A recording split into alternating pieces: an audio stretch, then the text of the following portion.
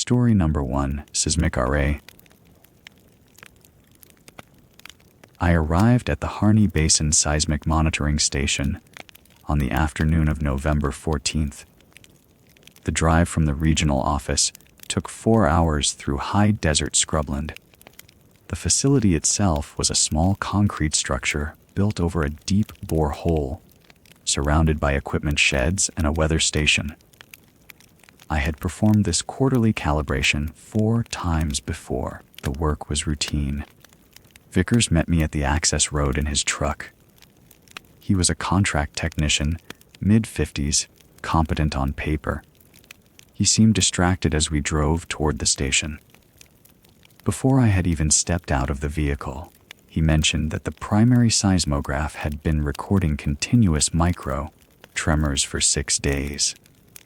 No earthquake activity in the region, no reported seismic events, just tremors.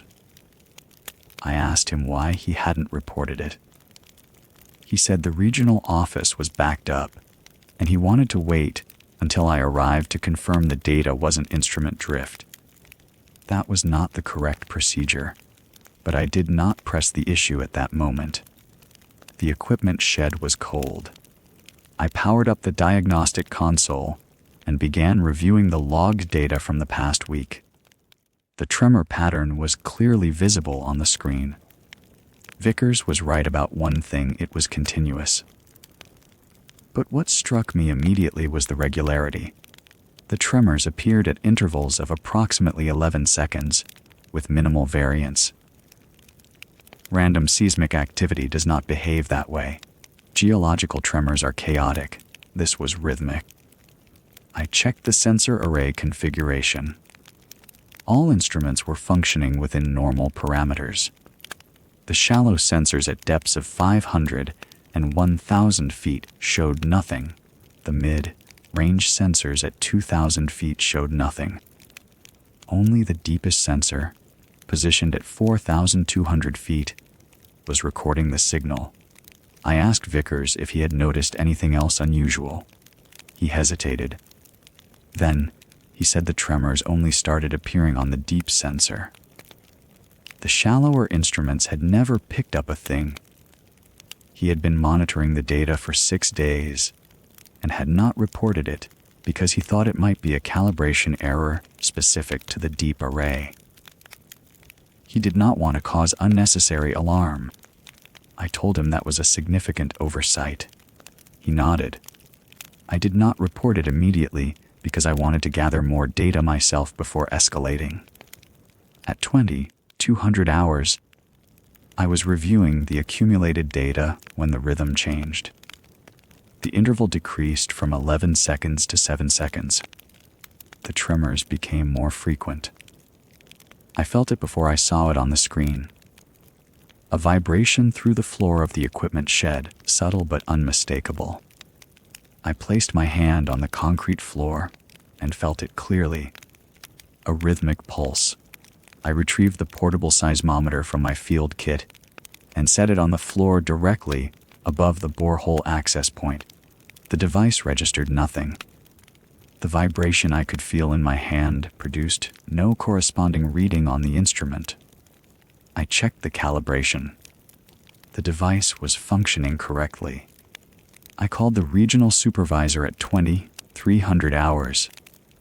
I reported the anomaly: continuous micro tremors on the deep sensor, increasing frequency, physical vibration in the station building, no corresponding readings on portable instruments. I asked for instructions. The supervisor said the official instruments showed no actionable data. The regional network had no corresponding signals. He instructed me to continue monitoring and to document everything. He said he would review the data in the morning. He did not authorize any intervention. I remained in the equipment shed. Vickers stayed with me. We did not speak much. By 300 hours, the interval had decreased to 3 seconds. The vibration was now almost constant, with brief pauses between pulses. The equipment shed was humming. Vickers said he could hear something else. A low, low-frequency sound coming from the ventilation shaft that connected to the sensor well. He described it as mechanical, not wind, not settling, something deliberate.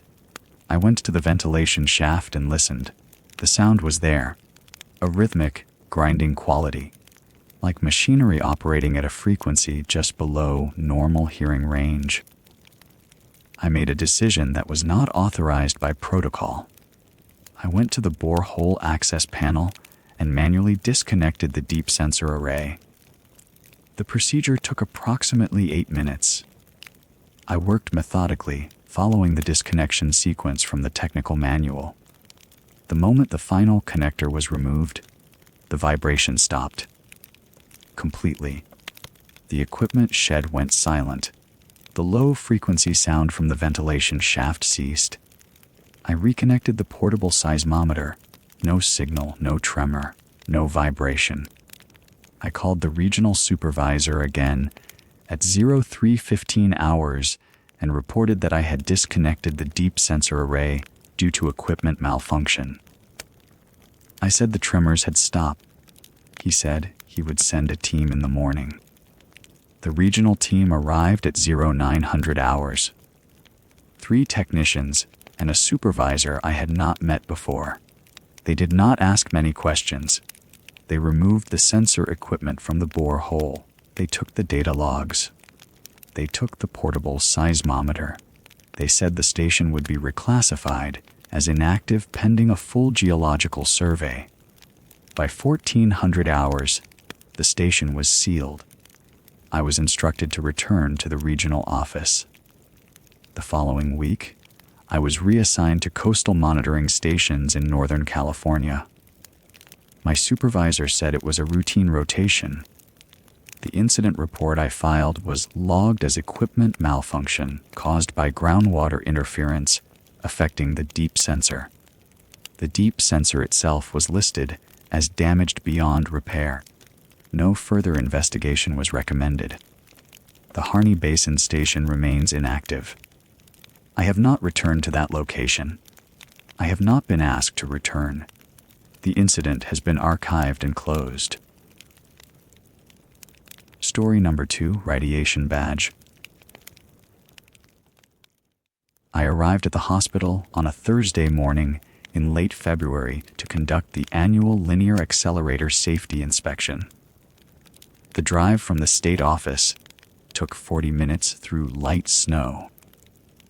I had performed this inspection at this facility for the past 6 years without incident. The routine was familiar equipment certification, dosimetry verification, structural integrity assessment, documentation. The chief medical physicist, Dr. Reeves, met me in the hallway outside the oncology wing. We exchanged the standard courtesies. The facility had been operating within acceptable parameters for the past year. No complaints from patients. No staff concerns reported through official channels. I was scheduled to spend the day in the 2 treatment vaults, then review all compliance documentation before departing. I began with Vault A, the older of the 2 linear accelerators. The calibration check proceeded normally. I positioned my dosimeter in the treatment field, powered down the machine, and verified that the monitoring system responded appropriately to the absence of radiation. Standard procedure. The readings were within expected ranges. At approximately 10:45 in the morning, I moved to Vault B, the newer installation. This was where the work would take longer. I set up my calibration phantom and began the dosimetry protocol. The initial readings looked correct. Then I noticed something in the northwest corner of the room. The dosimeter readings there were consistently elevated by approximately 15% above baseline, despite no active source present. I checked my equipment. The meter was functioning properly. I took additional measurements at different positions. The elevation was localized to that corner and consistent across multiple readings. I powered down the machine and secured it. Then I asked to review the maintenance logs.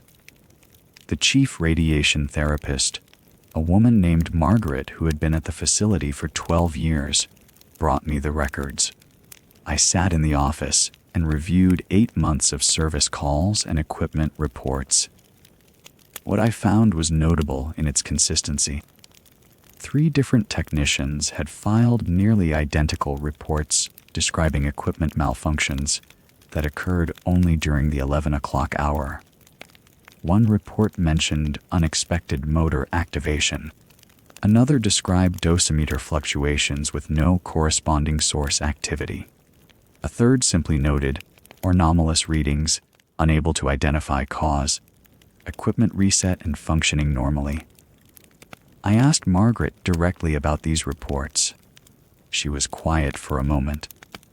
Then she told me that 2 patients had refused to continue treatment in Vault B after reporting that they felt observed during their sessions. Both patients described the same sensation, a presence in the room, though the observation window showed an empty control room. The facility had reassigned both patients to Vault A without incident. No formal complaints had been filed. The matter had been handled internally. I made a note of this and continued my inspection through the afternoon. The structural systems were sound. The shielding appeared intact. The safety interlocks responded correctly. By 4 o'clock, I had completed the standard protocols. Everything except the corner readings and the maintenance history would have passed without comment. I requested permission to extend my inspection into the evening shift. The facility director, Dr. Chen, approved this without apparent concern. I told him I wanted to verify that the dosimetry readings remained consistent throughout the operational day. At 10:50, 5 in the evening, I positioned myself in Vault B with a handheld survey meter. The machine was powered down and locked out. The room was empty except for the treatment table and the linear accelerator head suspended above it. I waited. At exactly 11 o'clock, the survey meter registered a sudden spike in gamma radiation. The reading climbed to approximately 30% above baseline and held for roughly 30 seconds, then returned to normal. Simultaneously, I heard the distinct sound of the treatment table motors activating. The table moved slightly, then stopped. The machine was still powered down. The lockout was still in place. I checked the survey meter. It was functioning correctly. I noted the time precisely 11:03 in the evening. I immediately powered up the system and ran a full diagnostic. All equipment tested normal. No faults. No damage. I secured the vault and locked it physically, then contacted Dr. Chen. Following protocol, I declared Vault B non-operational pending full investigation and equipment replacement. I sealed the vault with a physical lock and posted a notice of non-compliance. Dr. Chen seemed unsurprised by this action. He asked me to review the security camera footage with him before I filed my formal report. We accessed the vault's security system in his office. I asked him to show me the footage from 11 o'clock in the evening. He pulled up the timestamp. The video showed me entering the vault at 10:58. Then the timestamp jumped. 7 minutes of footage were missing. The next timestamp showed me exiting the vault at 11:05. The gap was clean. No corruption visible in the file structure. It was as though those 7 minutes had been removed rather than lost. I had experienced no interruption. I had been in the vault continuously, but the camera showed otherwise. I contacted my supervisor that night. I described the dosimetry readings, the maintenance history, the patient reports, the equipment activation, and the missing camera footage. I recommended a full equipment replacement and facility remediation. I said the vault should remain sealed pending investigation. My supervisor called me back the next morning. He instructed me to reclassify the incident as a calibration error in the dosimetry system. He told me to limit my formal report to recommending routine maintenance and recalibration of the monitoring equipment in Vault B. He said that further investigation would be handled at the administrative level. I was to complete my inspection report using only the approved language. I followed the instruction. I submitted my formal report with the approved language. The dosimetry readings were attributed to equipment drift. The maintenance history was noted as routine service calls. The patient concerns were not mentioned. The camera footage gap was not documented. 3 weeks later, Dr. Chen contacted me to inform me that Vault B had been quietly decommissioned under the administrative justification of upgrading to newer treatment technology. The facility had purchased a replacement linear accelerator for Vault A. Vault B would be sealed and eventually demolished as part of a planned renovation. I was reassigned to inspection territories in the southern part of the state. My supervisor said this was a routine rotation based on workload distribution. I accepted the reassignment without comment. I kept my original dosimeter readings. I kept the unedited camera footage timestamp analysis. I created a separate file and stored both documents in a location outside the official system. I have never been asked to produce these materials. No one has requested them. No one has asked me about Vault B since the reassignment was finalized. The incident was officially closed and archived under the classification of equipment maintenance and facility upgrade. The vault no longer exists as an operational space. The records have been filed appropriately. The matter is no longer my responsibility. Story number 3, Air Quality Monitor. I arrived at the Piedmont Textiles facility on a Tuesday morning in late March. The site sat in a valley outside Greensboro, surrounded by pine forest and overgrown access roads. The main structure was a 4-story brick building that had been idle for 17 years. My assignment was straightforward: conduct a pre-demolition environmental assessment, identify asbestos, lead paint, and any chemical residues that would require remediation before the scheduled teardown in 6 weeks. The building was secured but not locked. The chain link fence around the perimeter had gaps. I documented this in my initial log and proceeded inside. The main floor was what I expected. Dust, collapsed ceiling tiles, pooled rainwater where the roof had failed. The air was stale but breathable. I worked through the spinning room, the carting room, the storage areas. Everything was consistent with decades of abandonment and weather damage. I collected samples from suspect materials, photographed structural conditions, and recorded measurements. Around 11 o'clock, I moved into the dyeing room in the east wing. This was where the facility's color work had been done.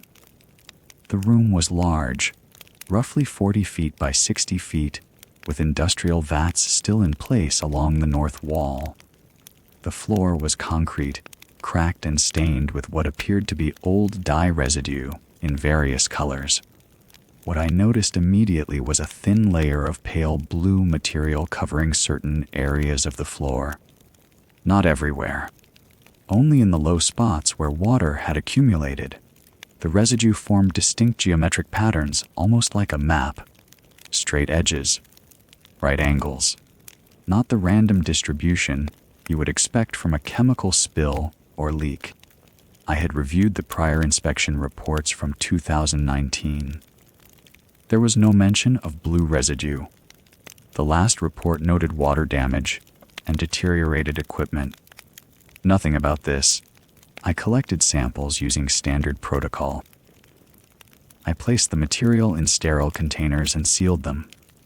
I photographed the patterns with my digital camera. The images came out clearly.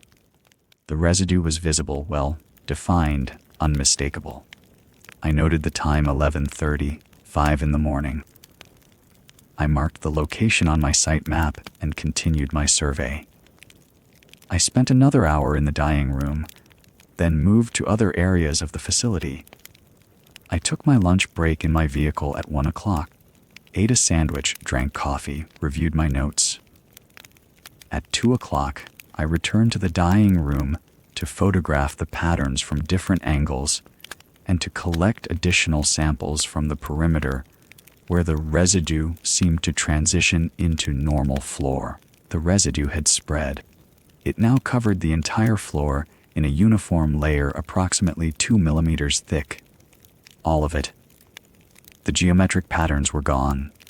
The pale blue material was everywhere, uniform, as if someone had painted the floor while I was eating lunch. I checked my watch. I had been gone for 45 minutes. I stood in the doorway. I did not enter. I called my supervisor, Martin Reeves, at the regional office. I told him what I had observed. I used calm language.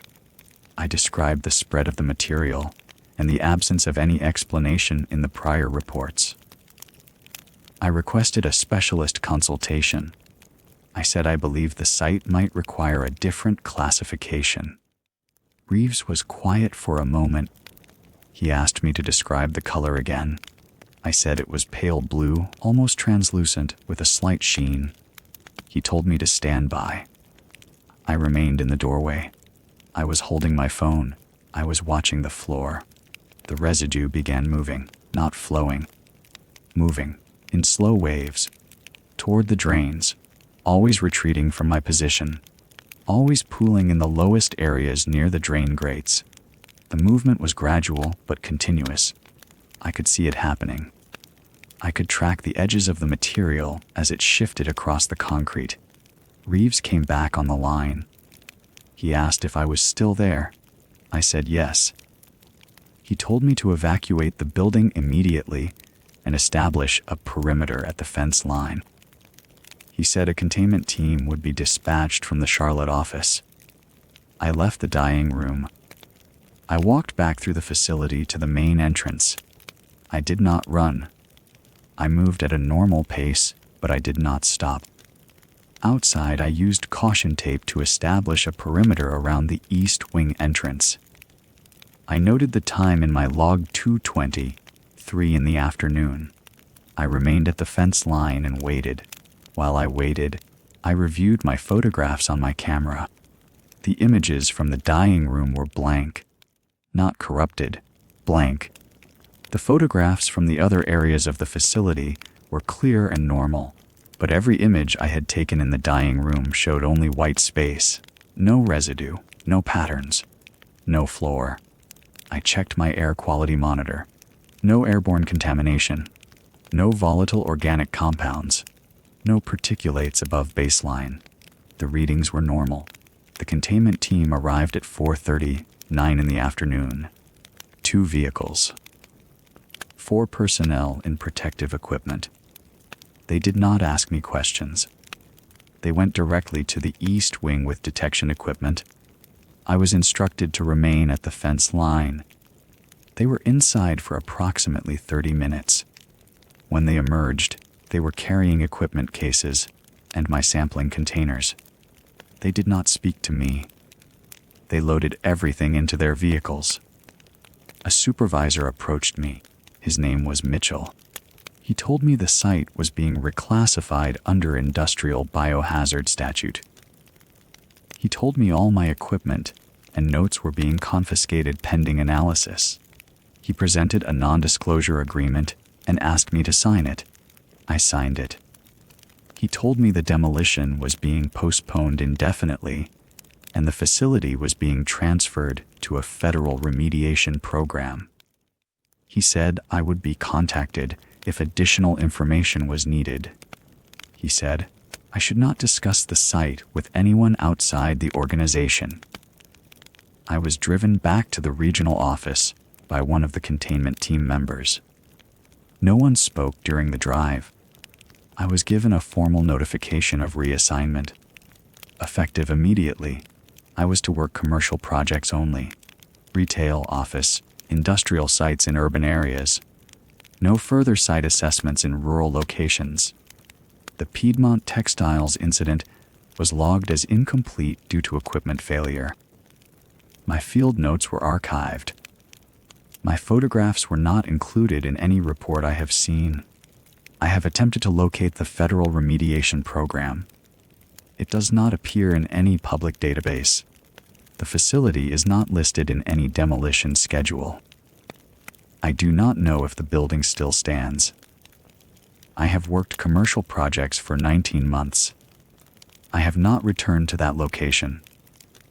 I have not been contacted for additional information. The incident is closed.